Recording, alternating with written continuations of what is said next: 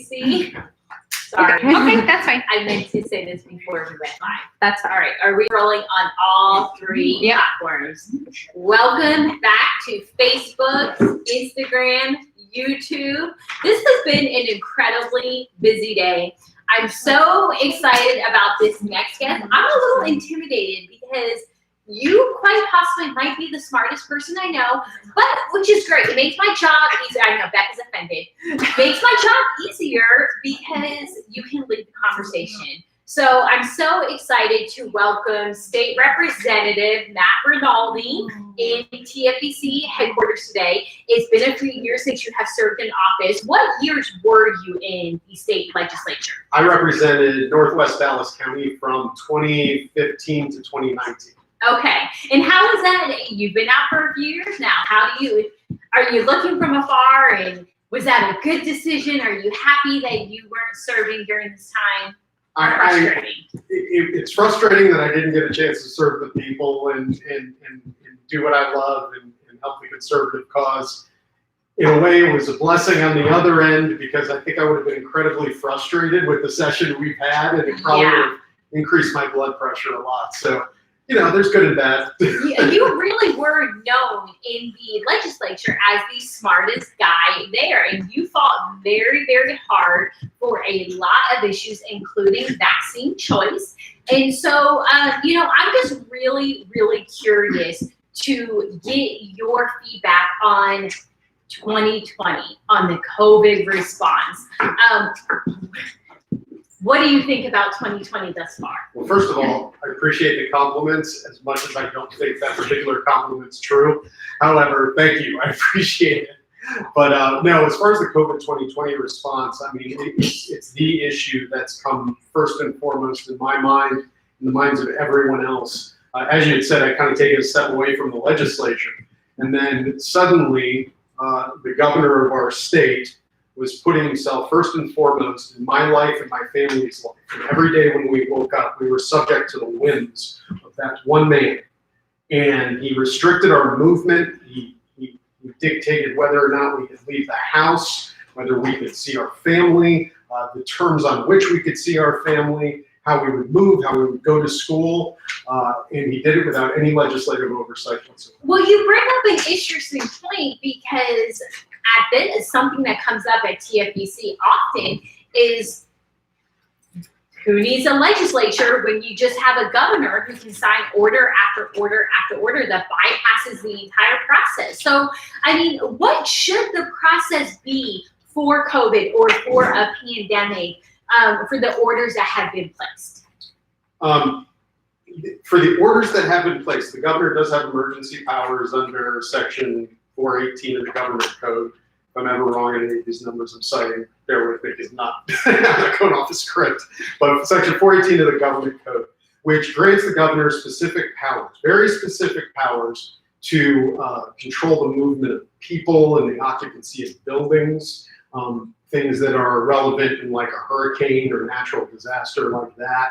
And also the power to suspend regulatory statutes under very certain circumstances when they deal with the way the state does business and they're necessary to respond to the disaster. So under this very narrow statute, the governor's enacted everything from mask mandates to travel bans to shutting down businesses and occupancy restrictions. Some of that is allowed under the statute. Much of it isn't. And you can see where, for example, does a mask mandate fall within regulating occupancy of buildings, movement of people, or suspending regulatory statutes that have to do with state business. He's not. He's legislating. He's not suspending any regulatory statute. He's legislating. So take me back to probably, I guess it was end of February, early March. I know you're a data guy. I know that, you take great pride. Every time we step foot into your office, you wanted to see the data.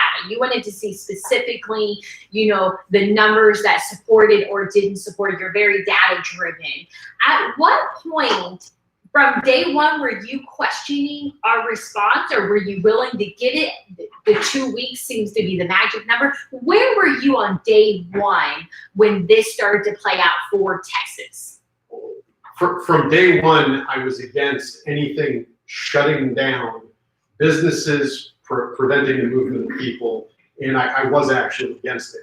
To the extent I could understand the response to some extent, it was more understandable in the first 2 weeks. I don't want to say it was correct, because I actually wrote an article on March 22nd or 23rd explaining why I thought it was wrong. I guess this first came to my attention in late January when COVID was going on in China. And for that next month, I was up in the room after my family went to sleep looking at every article, every number I could look at. And I wanted to know if my son was going to be at risk. And my fear subsided when I saw it didn't really affect children to a great extent. That's fine. I could deal with it. My kid doesn't have to. Then when I started to research articles about H1N1 and our response there, I was curious what we thought of H1N1 at the time. When I read articles, it looked a lot like what we thought COVID was at the time of that first 2 weeks. 1.5% fatality rates, hospitals overwhelmed. I mean, the numbers were strikingly similar. And the presentation by the World Health Organization was strikingly similar. So what changed? Because we know H1N1 wasn't a big deal after, because it wasn't as bad as we thought it would be. Well, what changed was there were a lot of asymptomatic cases that we never knew of at the time. And once we quantified those and estimated those, the fatality rate went down to lower than the flu. Well, I wrote in my article, what if we're making the same mistake here? Don't you think before shutting down life, starting that precedent, we should at least be sure that we're not making the same mistake we made 10 years ago? But everyone acted rashly, and governors took more power than they were delegated. And we had this enormous response that was absolutely unprecedented. And what was the response from those in the political world or in the community, or even in your local communities, as far as the people you go to church with? Or what was the response from your perspective of other Texans and what they were thinking about this? I think it was fear, and generally in previous pandemics throughout history, the government has seen it as their role to calm fears of the public so as to prevent unreasonable panic. I mean, it's always seen that when something like this comes up, the public will perceive it as a greater threat than it actually is. So the role of the government is to keep everyone calm, and that response will ensure the safety of most people. Well, we completely abandoned that during this pandemic. The response of the government was to act in fear and in kind of a herd response. Everybody was afraid to be outside of what everybody else was doing, save maybe Kristi Noem, which is a different circumstance because it's not a big state, but still. It was kind of a herd response, right? Everybody just went along with what everybody else was doing and didn't question it. Well, then when we realized it probably wasn't the right response given the threat, people like Greg Abbott and other policymakers started to try to spread more fear in order to justify the response they already decided on and already implemented. So we saw the opposite of what we did in the past. We tried to increase fear. We tried to increase panic among the public, and we see what the response has been. And I think people are afraid now. How long is this going to go on? Did you ever in a million years think we would be sitting here in November preparing for the holidays and still under restrictions and mandates and so much uncertainty? Yes. Yes. I did, because I was in government, and I know that once you implement this, there isn't going to, it's not going to stop until people make it stop, which is important. I remember having a conversation with my wife in April, saying, what is going to change? What is the end game, right? We're implementing mask mandates, COVID's here to stay. So when does it stop? And the answer is, it doesn't stop until people demand it stops. And I think that happens when other people observe their neighbors living normally, which is why I actually wrote an article on masks, which the most important, I guess the opposition to masks, people say, what's the big deal? It's a big cloth over your face, just do it. Who cares if it can get us back into the economy? Well, the importance is that people gauge their fear by what people are doing around them. People are panicking and running in the streets. They're going to panic too because they feel there's something to be panicked about. Well, you are prevented by law now in Texas from not quite literally just displaying fear on your face. You can't go about your life in the normal because you're mandated not to. So people can't gauge what level of threat they're under, whether they should live in fear. A lot of people don't know people are living. So switching gears a little bit, upcoming legislative session. I mean, I guess I should have probably tackled the elections and where we stand. I'm wondering if there's been any breaking news in the last few hours since I've been on this. But we do, Texas did decent this election cycle. We have a legislative session coming up in January. Is the building going to be open? Are we going to be allowed in? I don't know if you are. Actually, I know that most legislators probably would love to use COVID as an excuse to not let you in. They would rather do things probably. They would rather do things without public oversight. It's easier for them personally. So I don't know. They won't open unless we demand it be open. I would assume. What is it going to take for Texans to really understand how far this could go? I mean, I think you understand this better than anybody because we've had many discussions over the years about vaccines and individuals' right to choose which vaccines they accept or reject. Right. And even those that you chose for you and your family, you still fundamentally believe that I had the right to reject them. Mm-hmm. And that kind of sets you apart from, a lot of people in that building. But a lot of people say, well, I believe in your right, except for what about polio? And you always understood that once you hand that right over, once you go down that path of, well, polio is very serious, so we need to mandate that vaccine, then it becomes the measles vaccine, then it becomes the COVID vaccine. What is it going to take for Texans to realize that this is a fundamental issue? And once we hand over those rights, they're really difficult to get back. Are we there yet? Do Texans, are they upset enough to really understand that this is across the board for our rights and our liberties? I think generally, like in most things, they fall into two camps. And I think the best way to help people to understand is through things like the COVID vaccine, which is currently being tested, and has had some drawbacks. I mean, we've had one test subject who died was in the control group, so that wasn't one. But you had two studies halted now. One of which somebody had a serious injury, possibly due to the vaccine, and they halt the trial for Johnson & Johnson and AstraZeneca. Because I think when people see this in real time, I think they're more attuned to the fact that, okay, so this is a decision that I should be making with my family.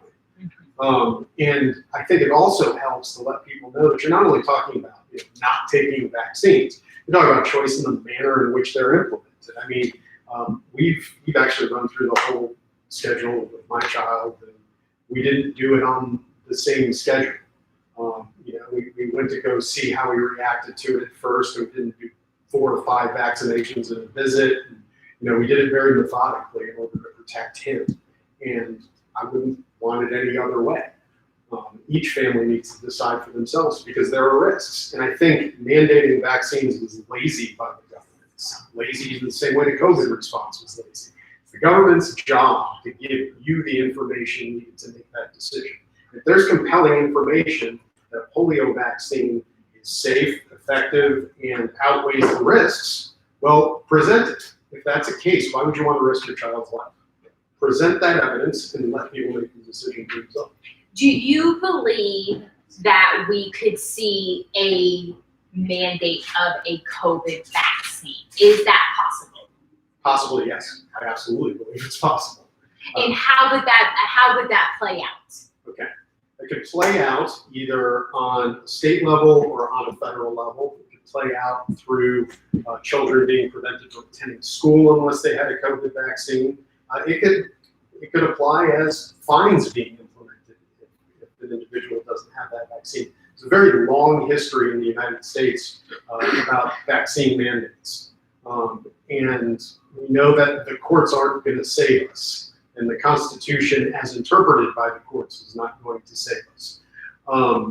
So we need grassroots activists. So what is going to save us? Yes, we need grassroots activists, and we need people who care to ensure that the legislature and rogue governors are not going to impose this on us.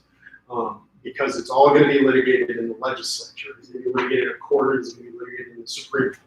So how quickly could they roll this out in the state of Texas and potentially mandate it? Well, Greg Abbott can at least purport to mandate it like he has everything else if he wakes up one day and decides it's something he wants to do. And then that could be challenged in the courts. When I say it's not the courts aren't going to save you. It's not going to save you from a constitutional challenge. But if Greg Abbott decides to mandate it, I'm sure that'll be challenged. The legislature could pass the law. The state legislature could mandate it and back it with fines. Also, one thing I disagree with the previous panel that I thought was a red flag that you should be aware of. The federal government can as well. Now, the federal government has power through the Commerce Clause, as interpreted very broadly as anything that affects interstate commerce.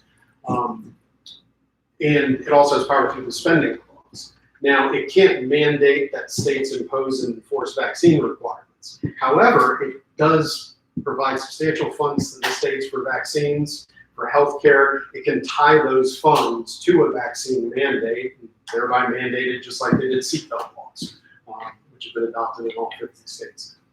So do you believe under President Trump, I'm just going to throw the hot topics out there, because this comes up in our community often, of vaccine choice advocates. They want to know, who are we safe under? I'm going to be very honest and say I'm hesitant to give anybody my all-out endorsement to say they're going to keep us safe, because I think anytime we give that much power to one person, that's just a bad idea to believe they are going to be the end all be all. I do believe, however, though, we're more likely to be protected under President Trump than we would a Biden presidency. What are your thoughts on that? I absolutely agree, because I think the most important part is whether or not the president accurately perceives the threat. And if you look at Biden, who, in some of these dystopian ads where he appears in his masks and he's got his little circles in his rallies, he clearly either perceives the threat as more than it actually is, or he wants you to think that the threat's more than it actually is in order to justify what he plans to do policy-wise. I think Trump has an accurate perception of the COVID threat. It's a threat. It's serious. However, there are other things that matter to people's lives as well through policy.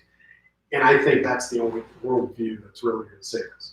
Have you ever seen such political divisiveness surrounding a medical condition that we have seen with COVID? I mean, we kind of laugh at the TFEC headquarters of, remember the days of measles when we were all going to get measles and the world was going to come to an end? I mean, did you ever think that 2020 would be the year where this medical problem, pandemic, would put all of these issues on public display for the world to see? No, I mean, we've had pandemics in the past. We've had pandemics as serious as COVID in the past. We've had pandemics many times more serious than COVID in the past. Spanish flu, yellow fever, smallpox, which has a 30% fatality rate. Through all of that, we have not seen the government response that we have seen for COVID. Have we gone too far? Are we going to be able to recoup? Are we going to be able to regain what we have lost in 2020? How long are we going to feel the effects of what we've done? I think we're going to feel the effects for years, to be quite honest with you. And I think if we don't demand that the government stop in this overreach, I think this is going to reverberate. I think people will still be wearing masks for years. if this happens. I think you will still see calls for business closures for years if we don't do something to stop it. Do you see Governor Abbott changing course anytime soon? Changing course, meaning what we have right now, he might, I think, have further business openings. In other words, we still haven't fully reopened Texas. I think you could see him do like he did before by scaling it back or ramping it up, depending on what happens this winter with COVID increasing during flu season. I think he'll probably be in that mode throughout the winter. I don't think the mask mandate's going anywhere anytime in the near future. You think that's sticking around? I think that's going to stick around until people make them stop, until people start defying it. I truly do.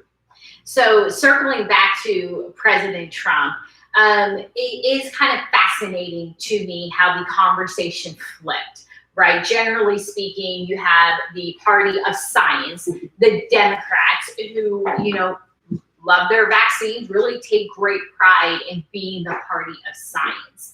And Republicans more the party of personal responsibility. And we kind of saw a flip in that narrative when Trump started talking about the COVID vaccine. And immediately we saw the Democrats, no, it's too soon, it's too rushed. What is your feedback, perception on that entire switch of narrative? I think the framing of the narrative is a little wrong because, although that's the common framing, I don't think the Democrats are the party of science at all. I think the Democratic Party is the party of control. And they set a narrative, back it up with whatever they want, find their experts to back up their point of view, ignore the experts that don't subscribe to their point of view, and basically mandate everything they want and ban everything they don't.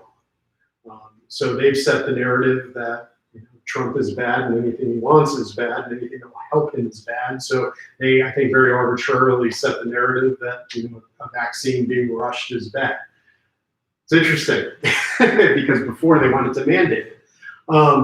It's true, but I think they're the party of control. And I think a lot of their points of view are arbitrarily set by what allows people to be more easily controlled, and then they find the science to back it up.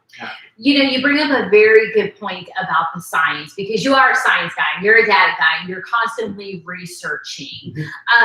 But it seems as if anybody can find the data or the science to back up their viewpoint. Do you see a problem with how we're reporting on COVID? Are there conflicts of interest here? Well, what is the problem? Where is the breakdown that we are not getting reliable information to the public?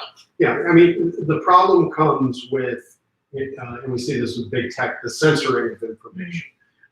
People they think aren't smart enough to synthesize competing scientific studies for themselves, decide what's right. So they decide what's right. They censor everything that doesn't comport with that worldview. Well, you know what? You can see two different scientific studies on masks, for example, and you can reconcile which one, in the way it's conducted, is more compelling. Is Greg Abbott's study on UNT that shows a correlation between mask use and COVID cases going down in certain selected states. Is that compelling, or are the 14 studies between 1946 and 2018 that showed masks don't work to stop influenza spread? Is that more compelling? You can make those decisions and you can read it for yourself. Absolutely. Well, you clearly are just a wealth of knowledge when it comes to a lot of topics. You do the research. You always come to the table with, an informed decision.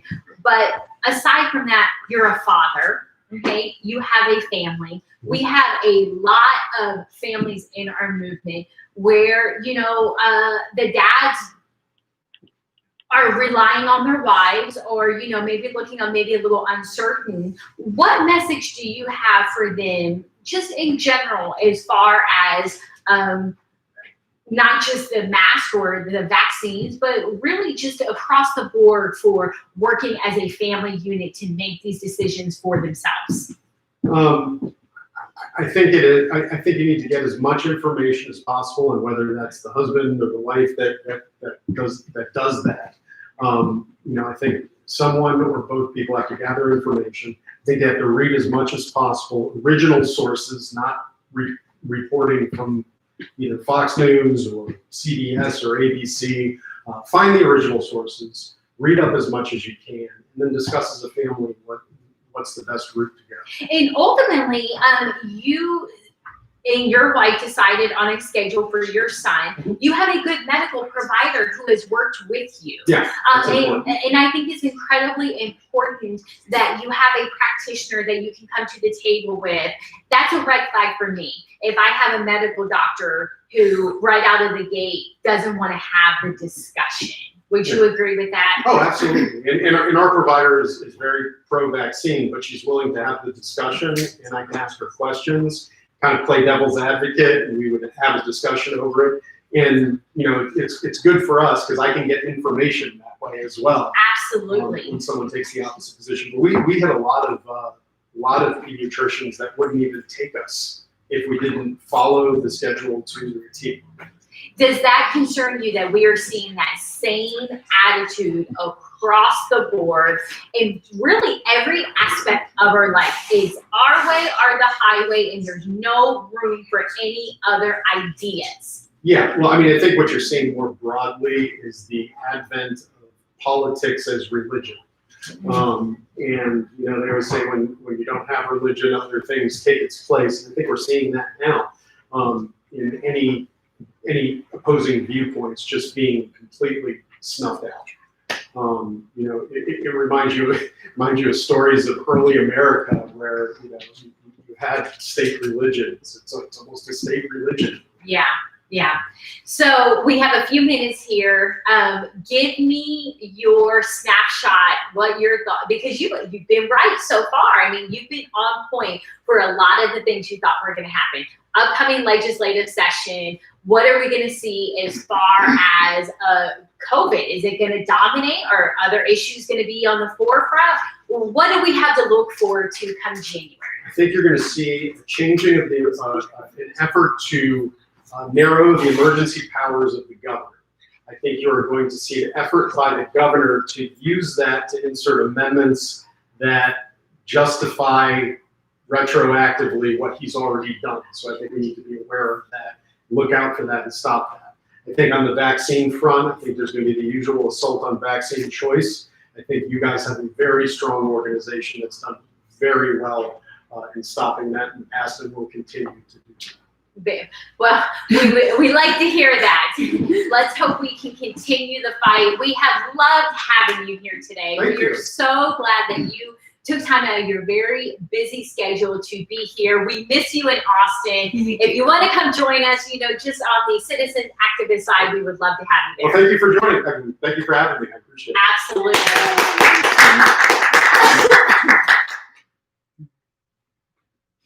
Can you do this one? You've been doing it every time. I don't know how you.